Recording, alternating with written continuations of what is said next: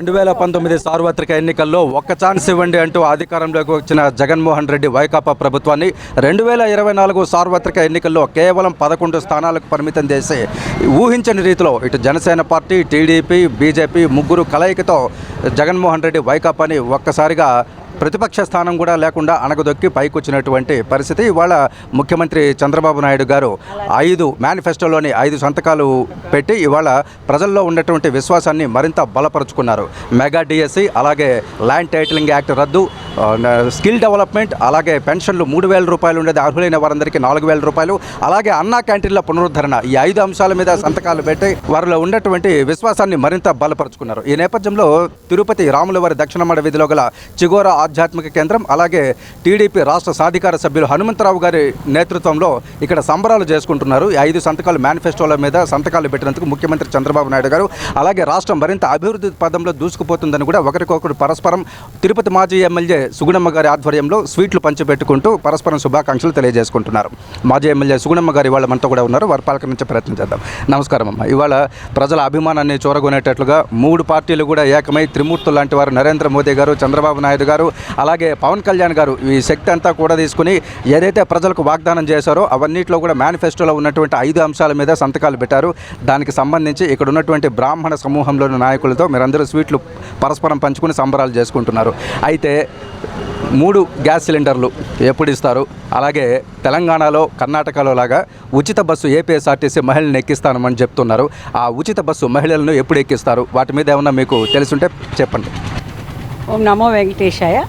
ఈ రోజున ఆంధ్రప్రదేశ్ రాష్ట్రంలో మరి మహాకూటమి కలయికతో ఆంధ్రప్రదేశ్ రాష్ట్రం అంతా కూడా దాదాపు 175 గాను 164 అసెంబ్లీ స్థానాలను కైవసం చేసుకొని ఈ రోజున మరి ముఖ్యమంత్రిగా మన జాతీయ పార్టీ అధ్యక్షుడు శ్రీ నారా చంద్రబాబు నాయుడు గారు, అదేవిధంగా డిప్యూటీ సీఎంగా మన జనసేన అధినేత పవన్ కళ్యాణ్ గారు కూడా ఇద్దరు, మరి నారా లోకేష్ బాబు గారు, మరి ఇతర శాసనసభ్యులు, మంత్రివర్యులు అందరూ కూడా ఈ రోజున ప్రమాణ స్వీకారం చేసి బాధ్యతలు తీసుకోవడం జరిగింది. ఈ 2 రోజుల్లో కూడా తప్పకుండా మరి మొట్టమొదటిగా చంద్రబాబు నాయుడు గారు సీఎం అయిన వెంటనే, ఆయన స్థానంలో కూర్చున్న వెంటనే 5 పంచరత్నాలు లాంటి వాటి మీద ఆయన సంతకం చేయడం జరిగింది. దానిలో ఏదైతే మరి యువశక్తి ఎలాగా నిరాధారమైపోయి నిరాశకు లోనైందో వాళ్ళందరికీ కూడా వాళ్ళ ఆశలు చిగురించడానికి మెగా డిఎస్సిని తీసుకొచ్చి దాదాపు 16,000 టీచర్ పోస్టులకి మరి ఈ రోజున నోటిఫికేషన్ ఇవ్వబోతున్నారు. ఈరోజు యువశక్తి అంతా కూడా హర్షం వ్యక్తం చేస్తూ చాలా ఆనందంగా మరి పండుగ వాతావరణంలో వాళ్ళందరూ కూడా పండుగలు సంబరాలు చేసుకోవడం జరిగింది. అదే ఇది కాకుండా ఈ రోజున మరి పెన్షన్ 3,000 ఉన్నటువంటి పెన్షన్ 4,000 చేస్తూ మరి ప్రభుత్వం అధికారంలోకి రాకముందే ఏప్రిల్, మే, జూన్ ఆ 3 నెలలు కూడా 1,000 రూపాయలు ఎక్కడ 3,000, జూలై నెలలో కలిపి 4,000, మొత్తం 7,000తో ప్రారంభమయ్యేటువంటి ఈ పెన్షన్ విధానాన్ని ఈ రోజున మరి ఎవరైతే వృద్ధాప్యులు ఉన్నారో, అవ్వాతాతలు ఉన్నారో, ఎవరైతే 2,000 నుంచి 3,000 పెన్షన్ చేస్తామని జగన్మోహన్ రెడ్డి ప్రభుత్వంలో మోసపోయి నిరాదరణకు గురయ్యారో వాళ్ళందరూ కూడా ఈ రోజున ఎంతో సంతోషంతో ఓట్లేసి రేపు 7వ తారీఖున మరి జూలై మాసంలో 7,000 రూపాయల పెన్షన్ అందుకోబోతున్నారు. వారందరూ కూడా ఈరోజు వితంతువులైతేనేమి, పెన్షన్ తీసుకున్నటువంటి మరి వితంతువులు, ఫిజికల్లీ హ్యాండిక్యాప్డ్, అదేవిధంగా 60 సంవత్సరాలు నిండినటువంటి సీనియర్ సిటిజన్స్ అందరూ కూడా ఎంతో ఉత్సాహంతో ఈరోజు వాళ్ళందరూ కూడా ఆకాంక్షిస్తున్నారు.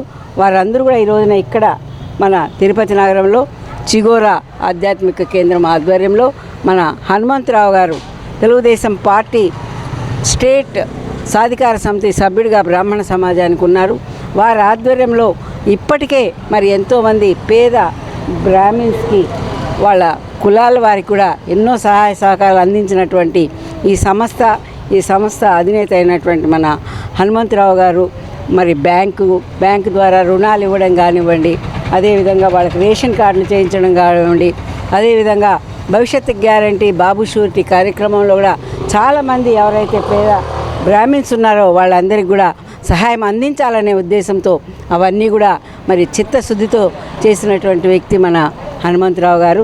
ఆ విధంగా మరి ఈరోజు పెన్షన్ తీసుకునేటువంటి వాళ్ళు కానీ, ఉద్యోగాలు కోరుకుంటున్నటువంటి వాళ్ళు కానీ, అదేవిధంగా మరి ల్యాండ్ టైటిలింగ్ యాక్ట్ అనేది ఈ రోజున 1 సెంటు భూమి ఉన్నటువంటి రైతు నుంచి ఎన్నో వేల ఎకరాలు కలిగినటువంటి భూస్వామి వరకు కూడా నిద్రలేక రాత్రుళ్ళు మరి ఎంతో నిరాధారకు గురయ్యారు.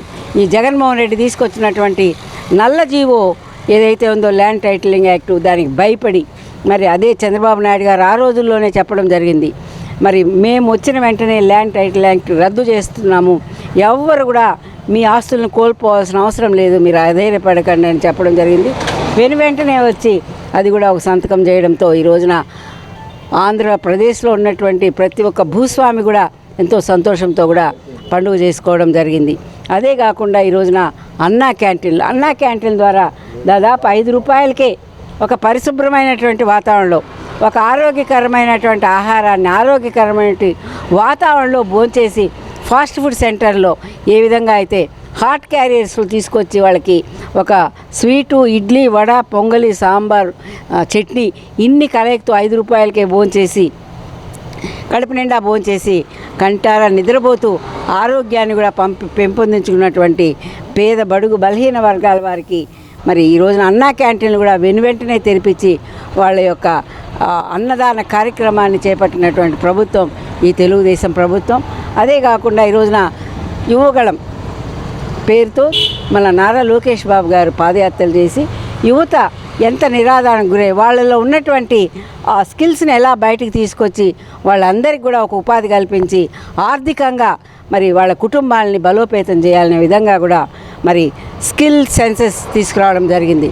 స్కిల్ సెన్సెస్ అంటే ఏ రంగంలో ఏ విధంగా ట్రైనింగ్ అవ్వాలి, ఏ విధంగా మరి ప్రజలు ట్రైనింగ్ కోరుకుంటున్నారు, చదువుకున్నటువంటి పిల్లలు మరి ఏ రంగాల్లో అయితే ఎలాగ ఖాళీ ఉన్నాయి, ఇవన్నీ కూడా సెన్సెస్ తీసి మరి ఏదైతే మనం భవిష్యత్ షూరిటీ బాబు గ్యారంటీ ద్వారా వారి యొక్క కుటుంబాల యొక్క వివరాలు సేకరించామో ఆ వివరాలతో వాళ్ళకి ఆర్టీజీఎస్ ద్వారా వాళ్ళ ఇళ్ళకే మెసేజ్ ఈ 5 మీద కూడా సంతకం చేసి దాదాపు ప్రతి కుటుంబంలో కూడా ఒకరు ఇద్దరు ఈ 5 స్కీమ్స్ ద్వారా కూడా బెనిఫిట్ అయ్యే విధంగా కూడా 5 కోట్ల ప్రజానీకానికి కూడా మరి ఈరోజు హర్షం వ్యక్తం చేస్తున్నారు.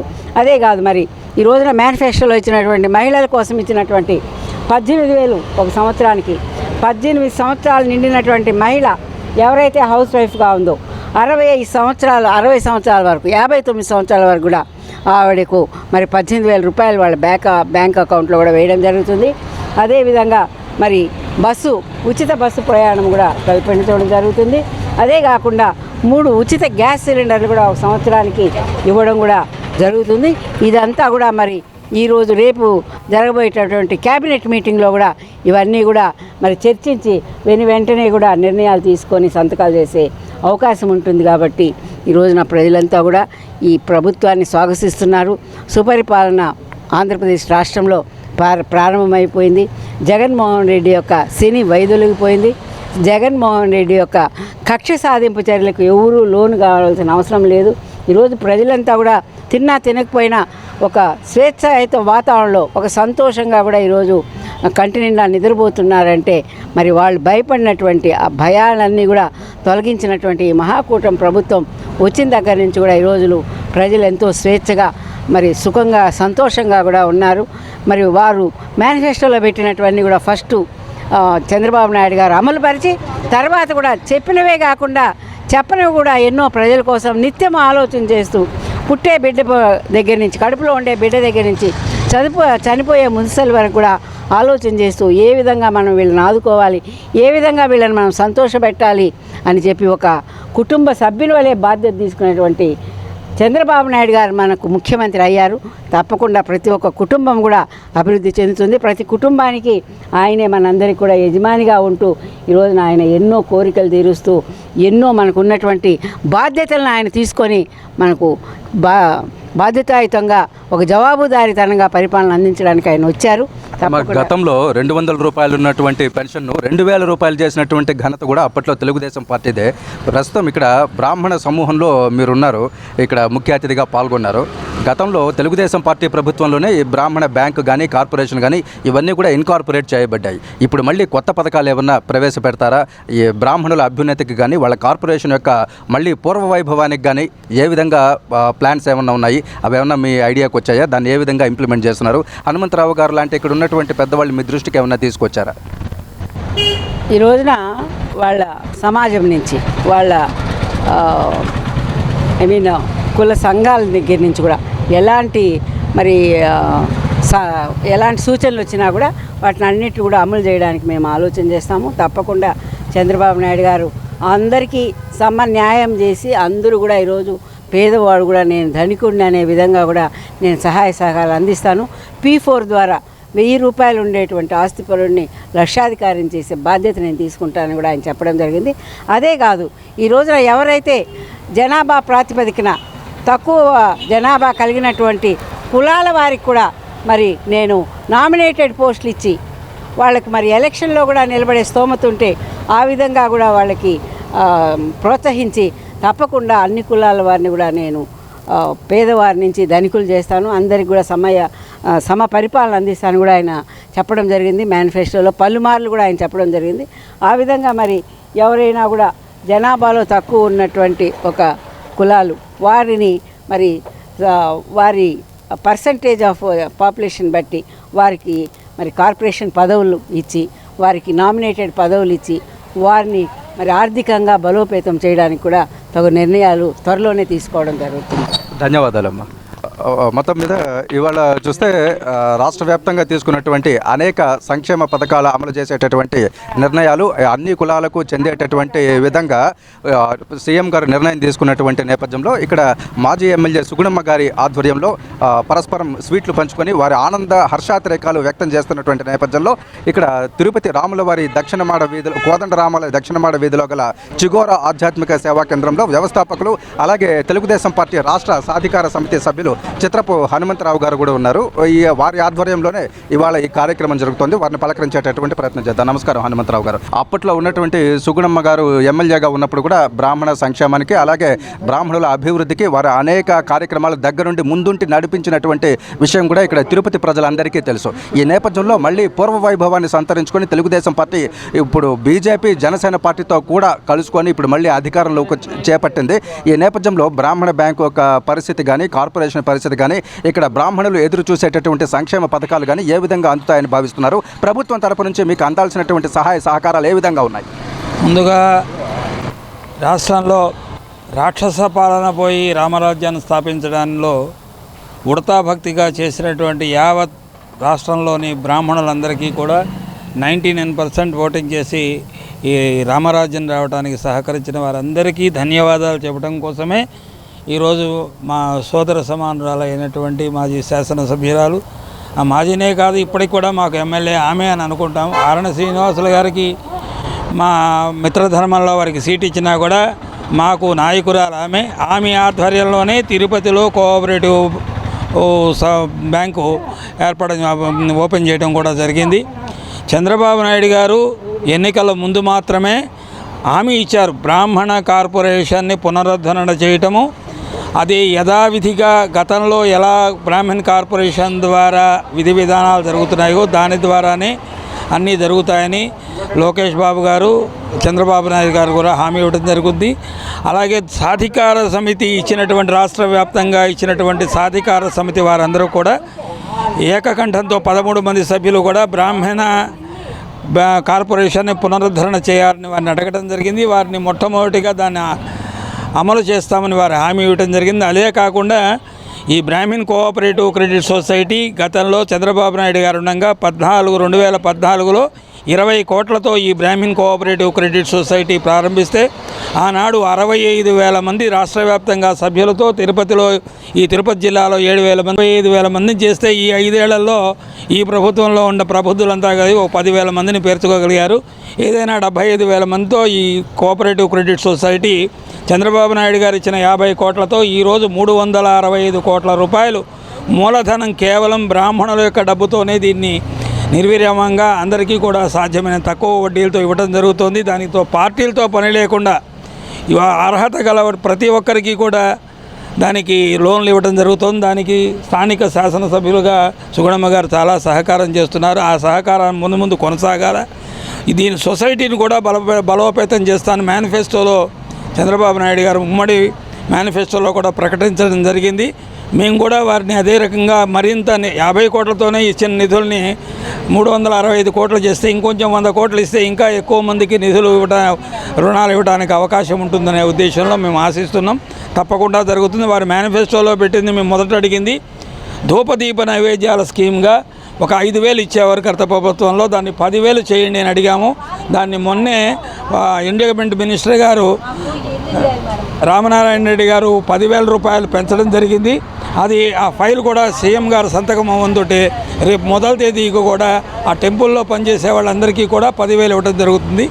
ఇదే కాకుండా అన్రిజిస్టర్డ్ టెంపుల్స్లో పనిచేసేటువంటి బ్రాహ్మణులకు కూడా మనం ఇతోదిక సహకారాలు అందించాలని చెప్పి అడిగినప్పుడు ఆర్థికంగా వారు లోకేష్ గారు సావధానంగా, లోకేష్ గారే కాదు మా జనసేన అధినేత పవన్ కళ్యాణ్ గారు కూడా అన్రిజిస్టర్డ్ టెంపుల్లో పనిచేసే అర్చకులు కూడా మనం సాధ్యమైనంత వరకు సహాయం చేయాలనేటువంటి ఆలోచనలో ఉన్నారు. అందరు బ్రాహ్మణుల్ని ఆదుకోవడం, బ్రాహ్మణుల్లో ఆ వర్గం ఈ వర్గం అని లేదు. ఎందుకంటే క్షత్రియ బ్రాహ్మణుల్లో కూడా మన వైఖానసులు ఉన్నారు, స్మార్తులు ఉన్నారు, రకరకాల వ్యాపకారాలు చేసేవాళ్ళు ఉన్నారు, పౌరోహిత్యమే కాకుండా ఉద్యోగాలు చేసేవాళ్ళు ఉన్నారు. వీళ్ళందరినీ కూడా సముచిత స్థానంలో ఆదరిస్తుంది ఈ గవర్నమెంట్లో. బ్రాహ్మణ కార్పొరేషన్లో గతంలో 5 సంవత్సరాలు కూడా నిర్విరామంగా అందరికీ ఉచితంగా ఇవ్వడం జరిగింది. సొసైటీ ద్వారా ఆర్థిక అభివృద్ధి జరుగుతుంది. అన్రిజిస్టర్డ్ టెంపుల్స్లో ఉన్నటువంటి అర్చకులకు ఉపాధి కల్పించాలనే ఉద్దేశంతో మీరు ప్రయత్నం చేస్తున్నారు. ధార్మిక పరిషత్ లాంటిది ఒక వేదికగా తీసుకొని వారిని అందరినీ కూడా ఒక ఉపాధి కల్పించే విధంగా నెలకు ఒక స్థిరమైనటువంటి ఆదాయం కల్పించే దిశగా ప్రయత్నాలు చేస్తున్నామని చెప్తున్నారు.